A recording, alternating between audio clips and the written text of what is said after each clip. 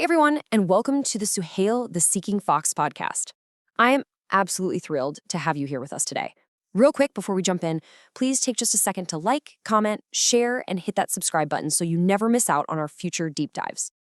Today, we're bringing you an incredibly fascinating explainer on one of the most profound, far-reaching concepts in the Qur'an. We're talking about Mīzān. Now, usually this is just translated as the balance or the measure, but as we're going to see today, those words barely even scratch the surface. We are literally looking at the divine architecture of balance itself. So here is our roadmap for this explainer. 1. The architecture of reality.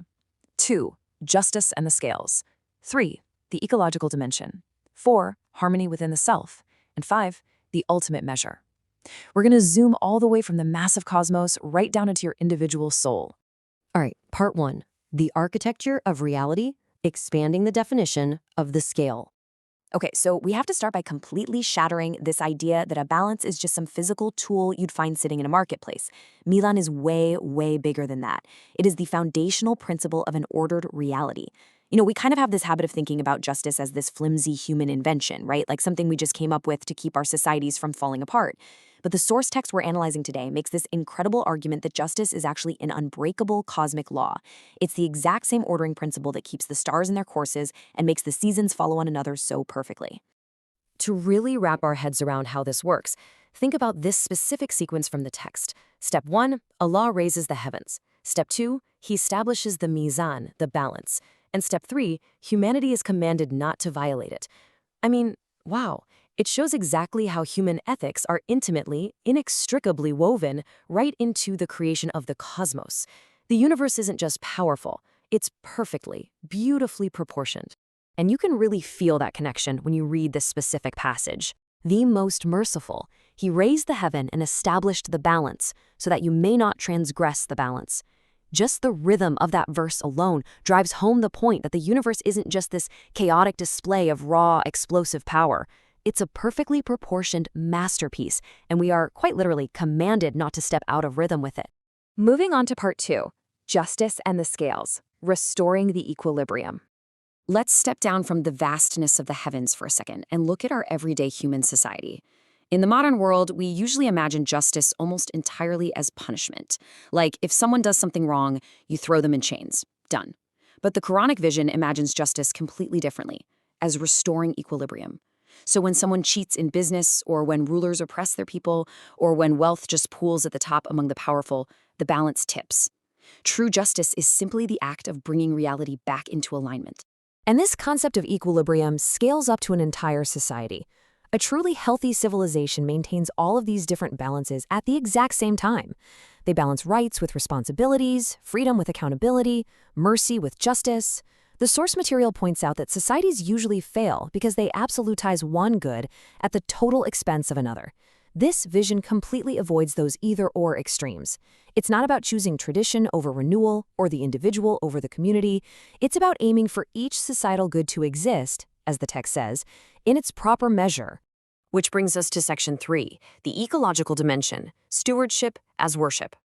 So how does this cosmic scale apply to the earth itself? Well, measure and chaos are basically just two sides of the same coin. Proper measure sustains life, right? It brings exactly the right amount of rain for crops to grow, but chaos begins the exact moment that measure is lost. Too much rain, that becomes a devastating flood. Too little, you've got a drought. The crucial takeaway here is that even the very best, most life-giving things become destructive when they exceed their measure. This totally reframes things like overconsumption, pollution, or deforestation. They aren't just technical mistakes, they're active violations of divine balance. And that leads directly into this profound realization. Environmental stewardship is literally an act of worship. Protecting the earth from reckless exploitation isn't just about, saving the trees or fixing a glitch in our supply chain. If creation is already balanced by divine design, then maintaining that balance is a deeply spiritual duty. It's how we uphold the Mīzān. Let's move into section 4, harmony within the self, the internal scale. We've talked about the cosmos, society, and the planet.